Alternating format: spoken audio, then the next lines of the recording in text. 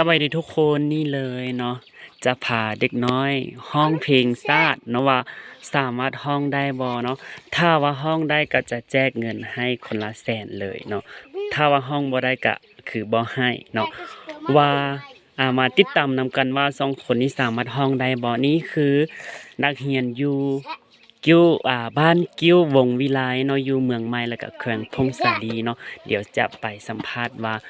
แต่ละคนนี่เรียนห้องหยังเนาะเดี๋ยวฉันนั่นแหละเด้อเรียนห้องป .5 เนาะก็เนาะเดี๋ยวฉันนี่เท่าไหร่เรียนห้องหยังเรียนห้องหยังป .1 เรียนห้องป .1 ห้องเพลงชาติได้บ่บ่ได้ก็ลองห้องเบิ่งเนาะนับ1 2 3ถ้าว่าฮอด3แล้วก็เริ่มห้องเลยเด้อ1 2 3สา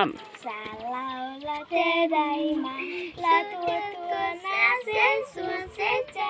หวนเฮียหัวจีหัวใจสมาเก็บกับเป๊กกาลาเดียวผู้เก่าหน้าสู่เสสู่เกี่ยวกับเราซ้อนสวยสิเป็นจ้าละตัวสัมปะ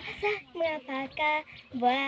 เลยจากกับไปเลยบัวสะเข้ามาหลอกละตาบัวสุเอกาลาอิสาลาวา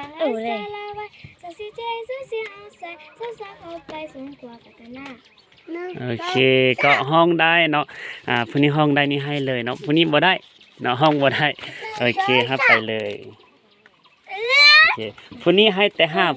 5,000 ซื้อขนมกินเด้อหรือว่าซื้อบิ๊กก็ได้ 5,000 เนาะห้องบ่ได้ดิโอเคก็ขอบใจทุกคนที่ติดตามรับชมตั้งแต่ต้นจนจบเนาะขอบใจหลายๆแล้วพบกันใหม่ในคลิปต่อไปเด้อ